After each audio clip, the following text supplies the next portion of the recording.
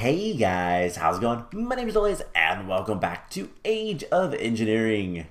In the last episode, we were working on Calculator and trying to get that set up to be something nice. As you can see, I've been building a lot. I've been actually working a ton on here.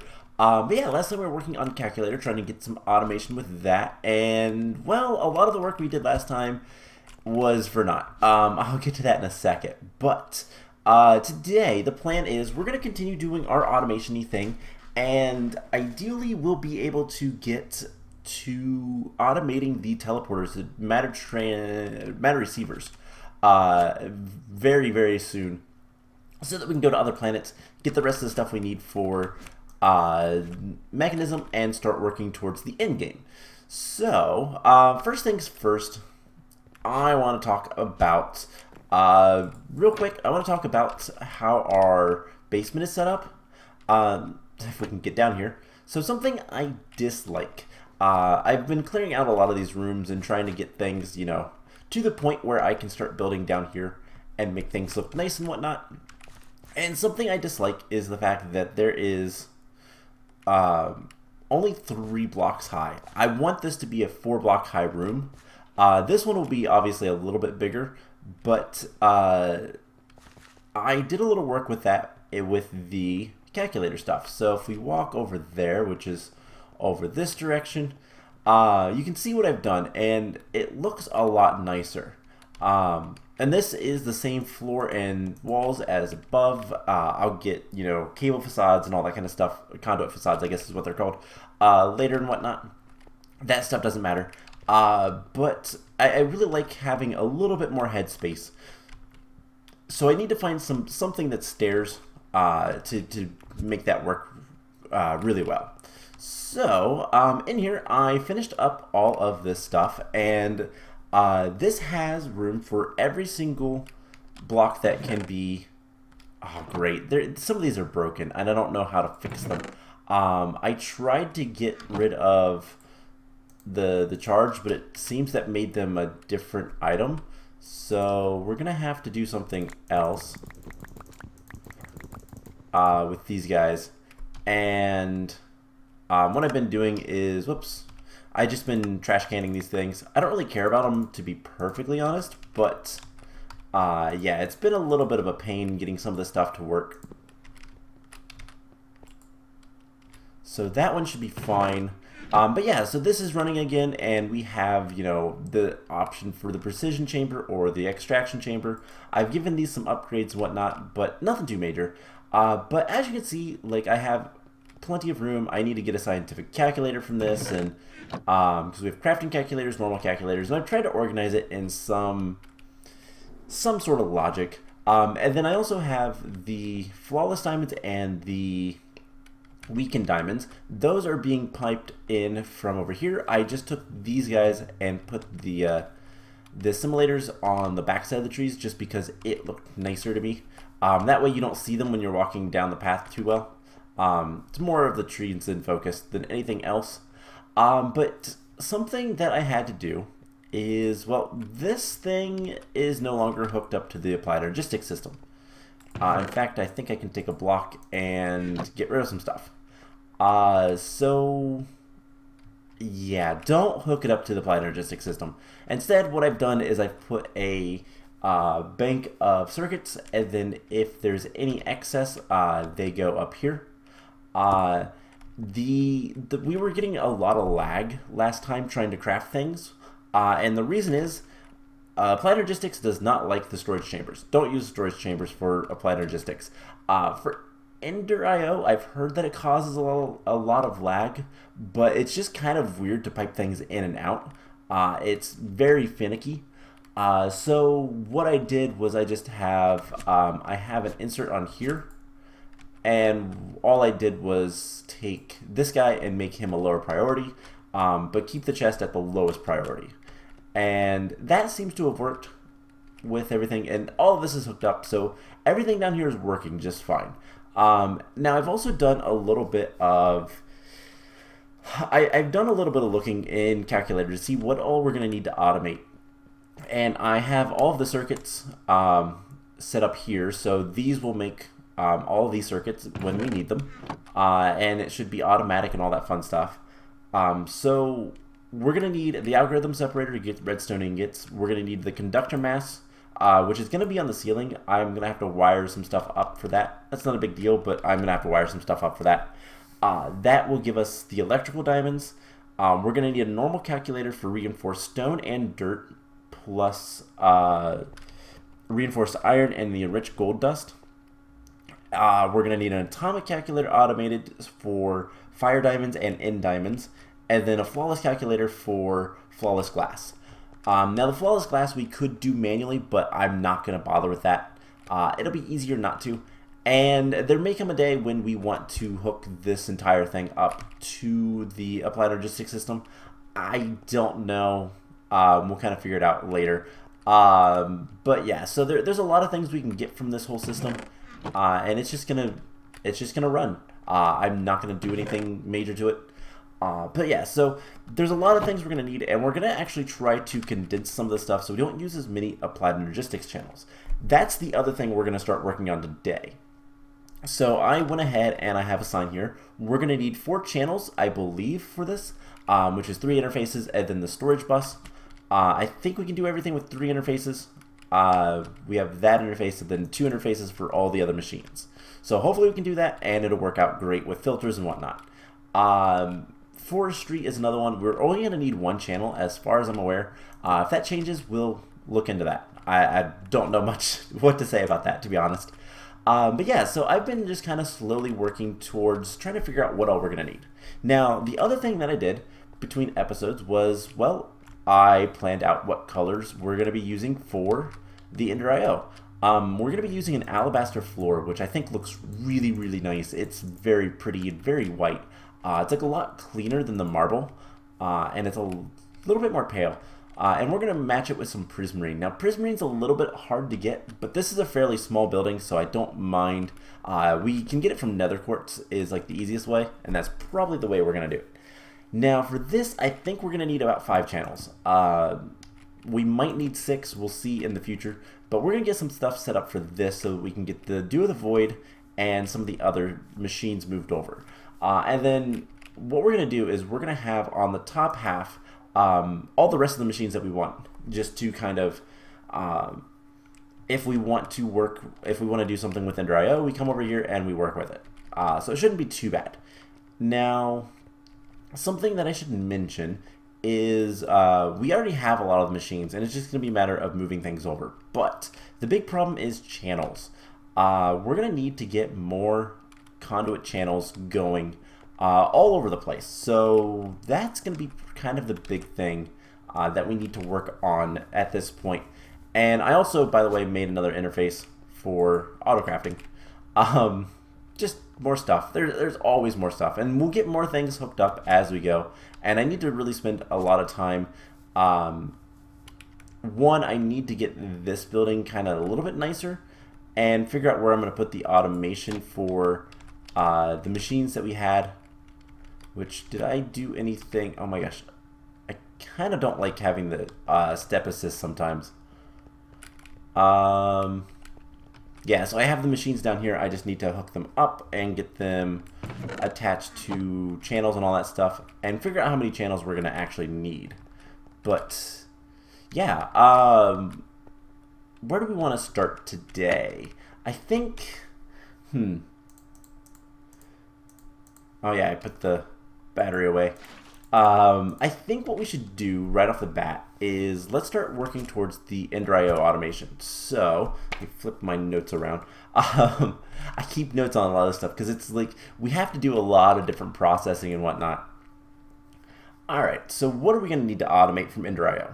Well, if we go downstairs here, we actually already have some automation. And I'm going to remove all this stuff because we don't really need it right now. And we'll kind of make this nicer later. So let's grab these. And just grab all this stuff. And surprisingly, this is pretty much all we're going to need. Some of this stuff we're going to eventually get rid of, and it's not going to be a problem or anything, but it's been an interesting kind of like planning out where everything goes. And why am I getting so much lag? And trying to figure out where, like, I need to clean this room up pretty severely. But what we're going to need from EnderIO is alloys, so alloy smelter. We're going to need, actually, let's grab some more alabaster, because that is going to be our floor, and we can go ahead and build that a little bit. I guess, I think we're going to start using dark steel rather than flint, because that's much better. So alabaster, to get the bricks, it's just like so, pretty easy. And let's get rid of that. So we're going to need an alloy smelter for alloys like, you know, the vibrant alloy, energetic alloy, electrical steel, dark steel, anything else we can find with that we'll need the alloy smelter for. We're going to want a sag mill specifically for not so much this stuff, though we can get, you know, flukes dust and all that kind of stuff with it. How can we make the flukes dust? Sag mill or the crusher. We could use a crusher from Mechanism, and we probably will use the crusher for some of this stuff. That's not too big of a deal. But one of the things we're going to definitely need for the sag mill is the grains of the end and grains of pieziality. Yeah, got them right. These things are only made in the sag mill, so that's what we need them for. So that being said, that's 2. We don't need anything like an alloy smelter for normal smelting, because we're going to use Mechanism. Mechanism has the best stuff with the factories, so that's what we're going to primarily use. What else are we going to need? We're going to need a soul binder, a slice and splice, and then the vat is going to require an interface potentially, because we are going to need something with this guy. We're going to take the painting machine over there, and we have extra sag mills and alloy smelter. We're going to need to make extra ones of these, and just kind of get a lot of that stuff taken care of. Shouldn't be too bad, but and a lot of this I will probably do off camera, but we can do some of it now. So one of the big things is going to go down 2 blocks, and I'm not going to do all of this right now on camera, but, you know, clean up this whole area, and it's going to be messy at first. But yeah, so once we get everything kind of taken care of, automation and base-wise, then we can start working towards getting the next metals and then getting really heavy into Mechanism. Which is kind of the goal. The sooner we can get into Mechanism, the better off we'll be. Those don't even go there, because I messed up, and we need to switch these out. So I am going to be lazy on corners and all that kind of stuff. We don't need to fill this stuff in. And there's going to be a wall there, so most of this stuff can be kind of done up like so. And it's just going to be a matter of getting everything else set up right. I don't know if it'll break the reservoir, so I'm not going to even try. Alright, cool. That will work. And we just got these guys. Cool. So I guess let's go ahead and collect some of this stuff. We'll set up the bricks. And yeah, this will be a pretty big work in progress as I kind of build a lot of the stuff. And like I've said, most of this will be done off camera. But I want to get this kind of set up so you guys can see what I've been doing. I mean, it's just a little bit of building, but oops, that is coal. There's some alabaster over here I could probably collect, and then turn this into more bricks.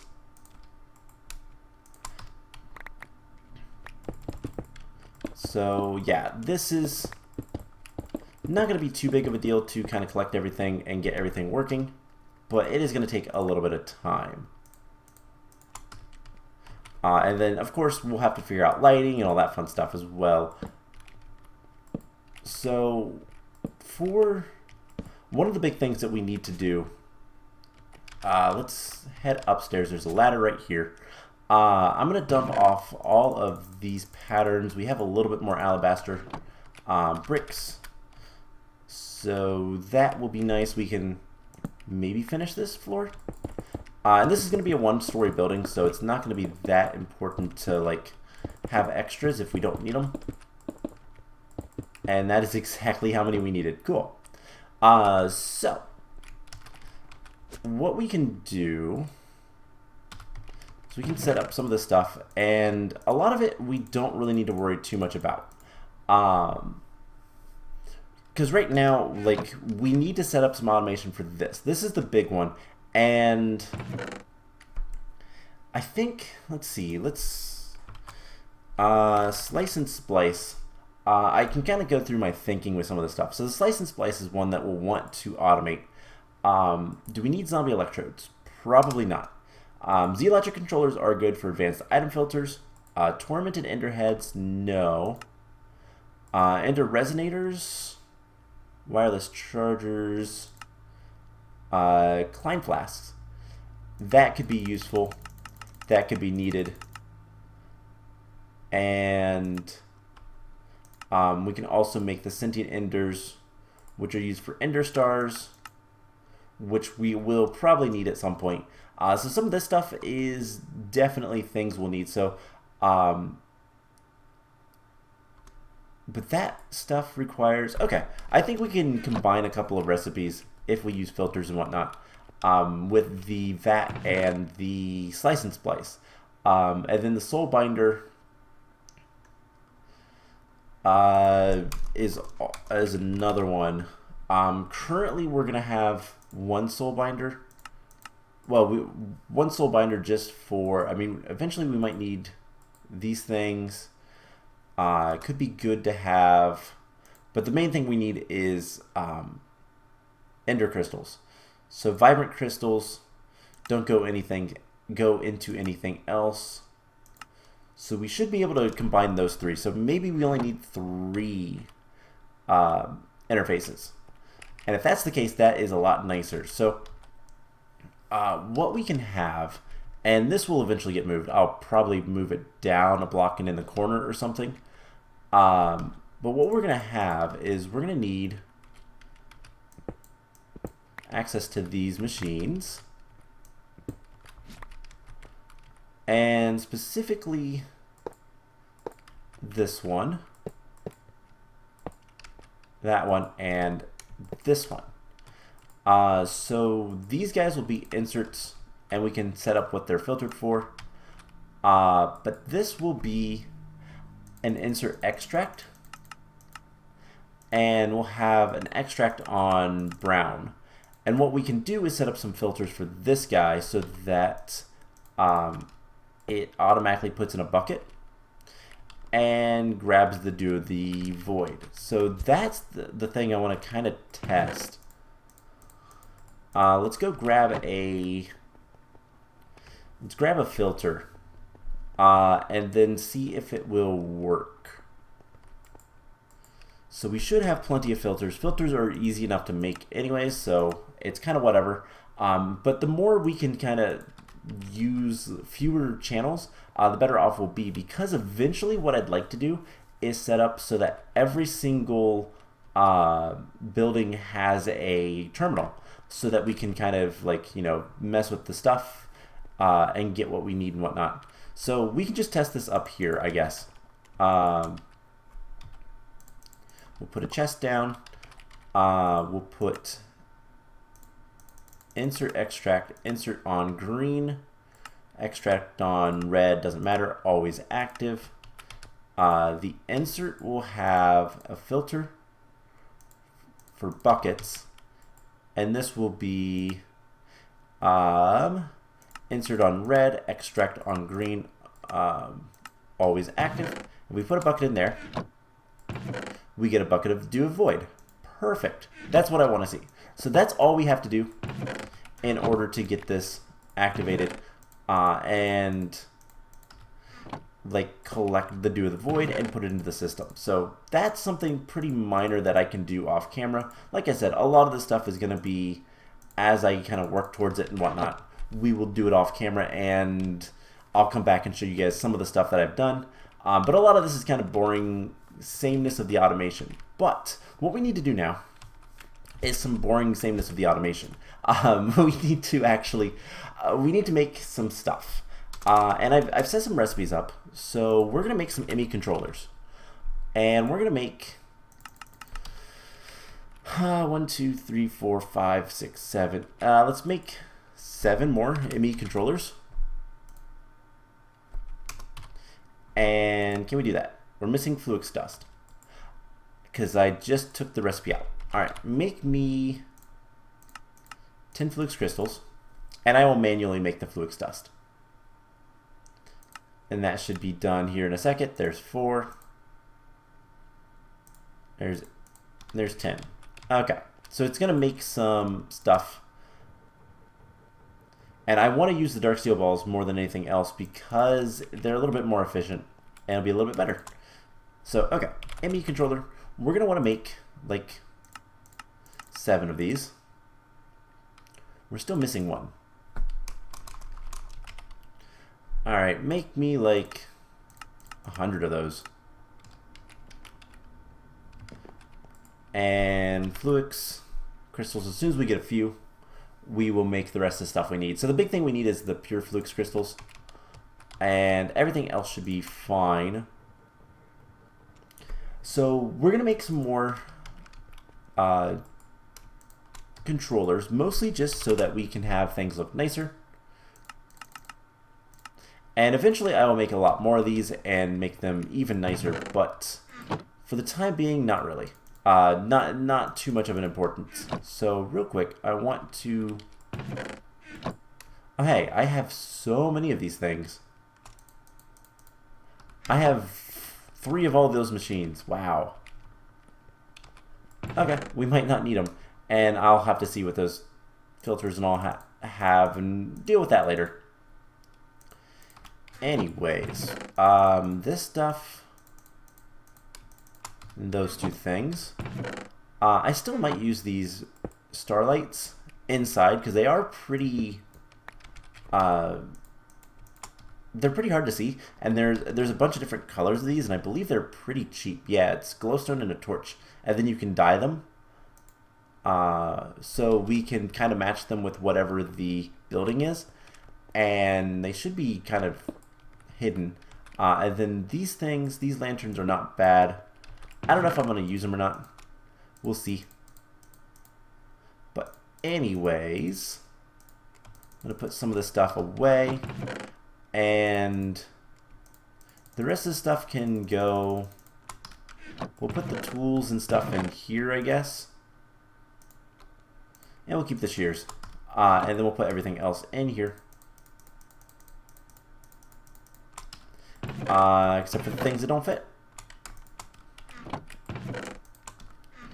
Alright, we're out of room again. So,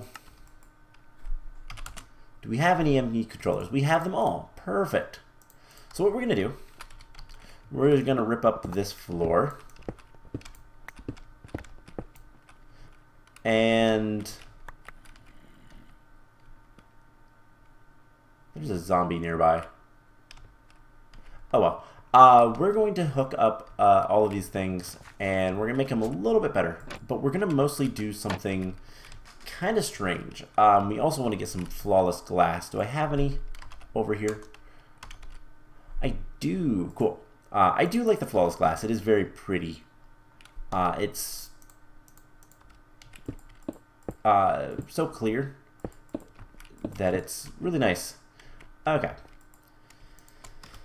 So what we're going to want to do right off the bat is we're going to have to go down there and rearrange some stuff. And then we get to play with P2P tunnels. Now, P2P tunnels are really quite useful, but they're also kind of complicated. So we're going to break that. We're going to break all of these things. And then we're going to break this one. And oh my gosh, this guy has to go as well. We're going to hook up a multi-block controller. So these things are better in some ways, worse in others. They do take more power, I do believe, but all in all, like, it is better to have it like this. Let's just make sure everything's powered. I don't know exactly how things need to go. That should be fine. I will kind of make this a little bit nicer later. So what we're going to do is we need to run a lot of wires all over the place. And actually, one thing I want to see real quick. There is a thing, weather obelisk. These things could be used, but they're expensive. But there is this weather controller. Requires a nether star, though. I need to figure out a way to control the weather in this dimension. So, okay. We're going to make some P2P. Oh, man, that looks cool. And then eventually it will be this black paver on the bottom. So it won't look too bad. But we need to make some P2P tunnels. And the only ones that are available in this mod pack is the ME ones. Can't make any other ones. But let's go ahead and teach the system how to make this. So we are going to need an engineering processor. And prevent substitutions for this one, because it's not good if we have them. So what the P2P tunnels are is pretty simple. Basically, they allow you to transfer channels over long distances. So what that means is it's easier to show than anything else. So let's get rid of some stuff. I will deal with that later. So let's get P2P tunnels. We're going to want 2 of these. And the first one should craft instantly, and then the second one we will get later. And I'm just going to go ahead and place that down. Okay. So do we have 2 P2P tunnels? No. Yes. Alright, so how this works is like so. We're going to want some quartz fiber. And we're going to need to go downstairs. So what we can do, and again, this is going to be kind of weird for now. Can we get some more smart cables? Did I ever teach the system how to make smart cables? I did not. I should teach the system how to make smart cables, because these things are so useful. But I also have to teach covered cables. We don't have any wool. Sheep farm might be something we need to do soon. Otherwise, string. We don't have that much string, though. Alright, let's just make one more. And this is 100% a demonstration. So, what we can do, let's go to the, I guess let's go to the EnderIO stuff. And what we're going to do is we're going to set up just right in here. We're going to put some channel stuff down, some conduits. And in the middle of this place, we're going to put a smart cable. Actually, no, we want to have a P2P tunnel all the way around, and then a smart cable.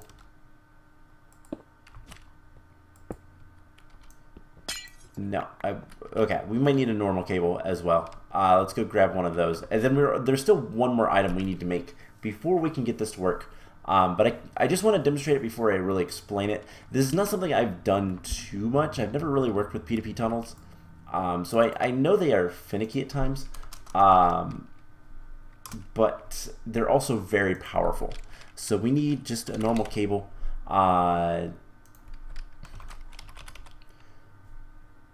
Just a normal flux cable. And these are things I will need to teach the system how to make. And occasionally we are going to want just normal flux cables, especially around the controller, but we'll get to that later. Like I said, a lot of this stuff is going to be cleanup stuff that I need to do later between episodes because it's going to be tedious, and I don't think it's going to make for good watching. So we do something like this, and then have our smart cable.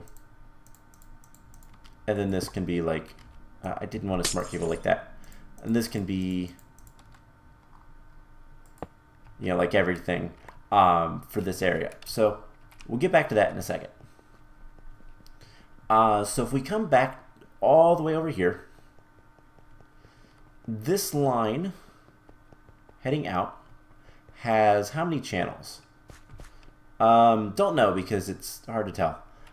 So what we can do is if we put we might have to cut off a channel. There's nothing over here yet, is there? No. I've just run wires. So these conduits can hold 8 channels. And I believe we're using them all. That has 1.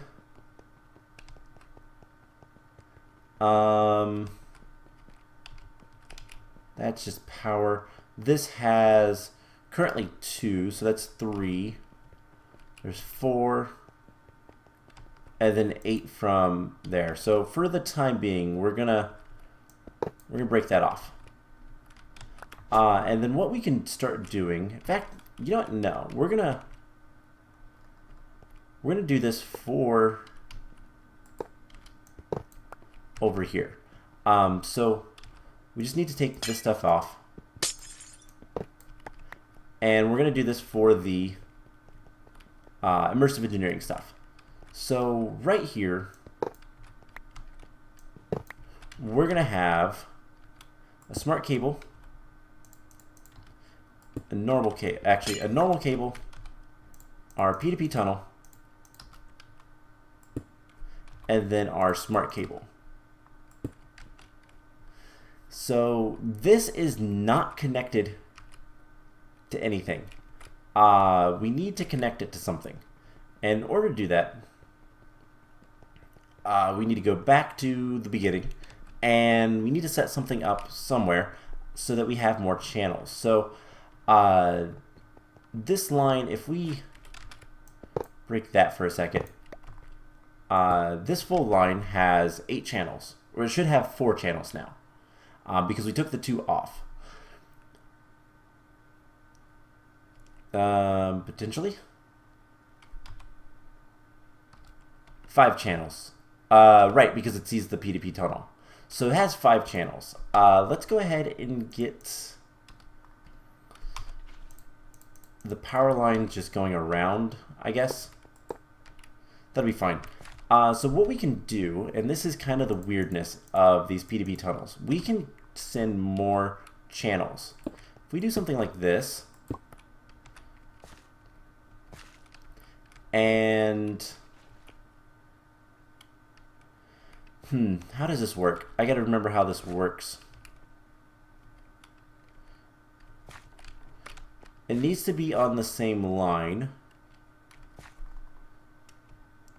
So P2P tunnel.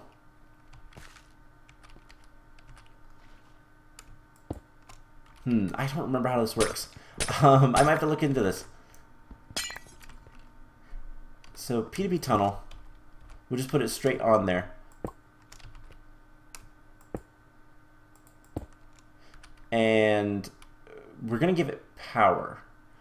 So we need to link these together, and that requires a memory card. I'm probably doing this wrong. I will fix it once I know for sure. We need a memory card, which is not too difficult to make. And what we can do, so just to demonstrate real quick, actually before we go over there, let's go ahead and link it to this P2P tunnel. Copy device, cool. So that should be fine. And if we come over here real quick, we'll see that all of this stuff is offline. So if I put items in here, that one might not actually go anywhere anyways, but I know the plates work. The device is offline, it's not sending anything back. So if we head back down here, and the reason was this has no channels. There's no channels over here. So we can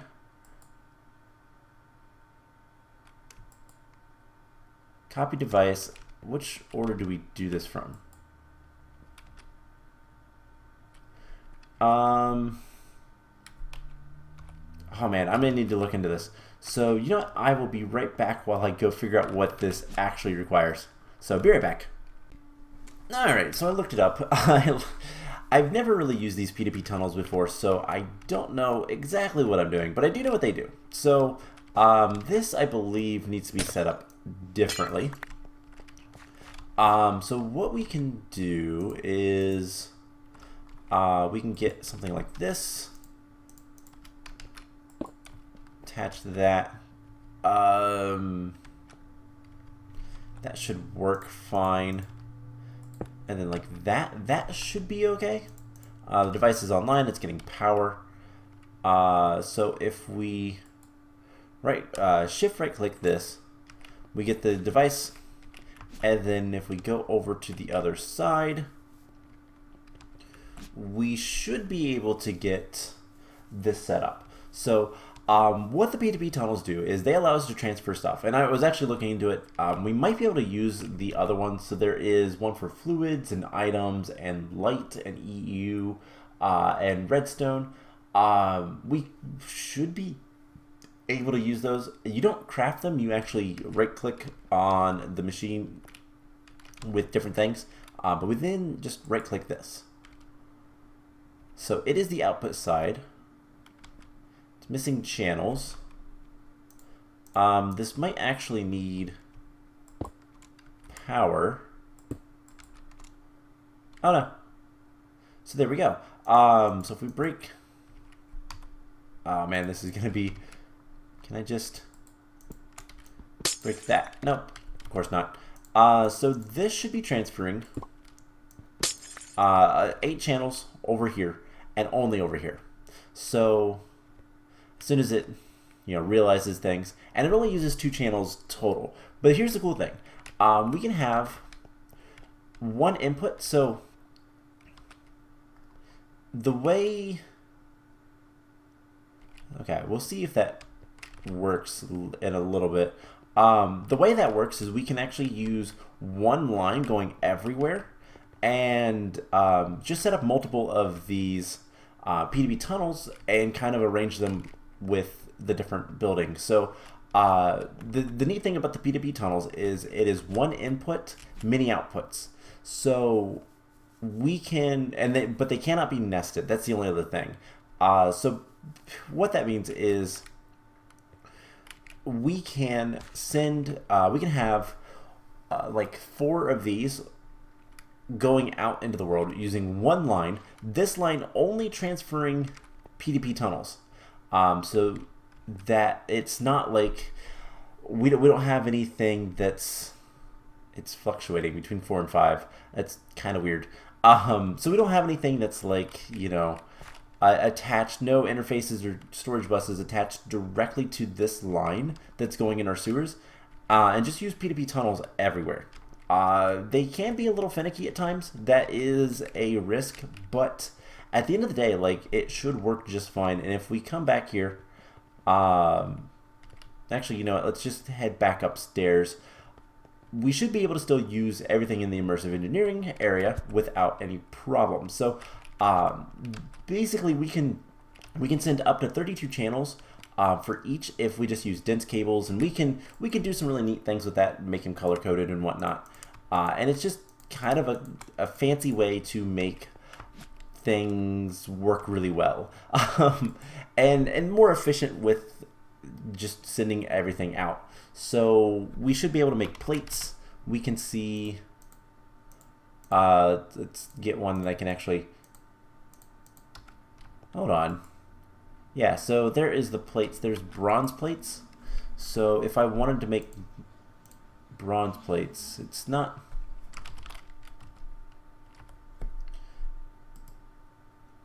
for whatever reason, if I take them out, it doesn't know that I can make them. That is strange. Yeah, I'm gonna have to look into this a little bit more, but you should be able to, yeah, it's gonna take the items back, which is what we want to see. So I'm gonna look into this a little bit more. We might go with P2P tunnels all over the place, because otherwise we have to use dense cables or color-coded cables or something like that, and I don't really want to do that. So yeah, I will kind of look into seeing how that will work. But I think once we get this line to be nothing but P2P tunnels, I think it'll be a lot better. So what I'm going to do is, between episodes, I am going to probably end up making more ME controllers. We're gonna make that's gonna go from the floor to the ceiling in this little 3x3. Is it gonna be like a 3x3x4? We'll see, but we're gonna make this kind of the central feature, and then from there we're gonna have P2P tunnels going off in various directions, and I'll clean up all the wiring and stuff in here. But I need to lower the floor in here and clean up a lot of the base building stuff as well. So there's a lot of work to do. But at this point, I should be able to set up the EnderIO stuff, get the IC2 stuff set up. I forgot what the mod was called. Get the IC2 stuff set up and be able to start auto-crafting the matter receivers. We want the receivers. So matter receivers, we need to make, teleporters. The advanced circuits, I'd love to use the advanced circuits from Mechanism because they're much easier, but we don't have tantalum yet, so I have to use these. Glass fiber cables, a lot of the stuff we should be able to make, and it's just going to be a matter of getting various things kind of made. How are we doing for 17 singularities? Not bad. So that is going to be the plan. I'm going to work diligently on the base and trying to set things up. I will probably also start working on getting the mass storage set up, especially once we have the obsidian plates automatable. That is something that we need. The dense obsidian plates, and we're going to use obsidian dust to make the plates. So once we have that, we can start making compacting drawers. We're going to make one for each of the metals and anything else we choose to. So that's the plan. I hope you guys enjoyed this episode. And next time, hopefully we'll be able to automatically make some matter receivers, go into space, and take advantage of them. So that's the plan. I hope you guys enjoyed this, and I will see you guys in the next episode. Bye!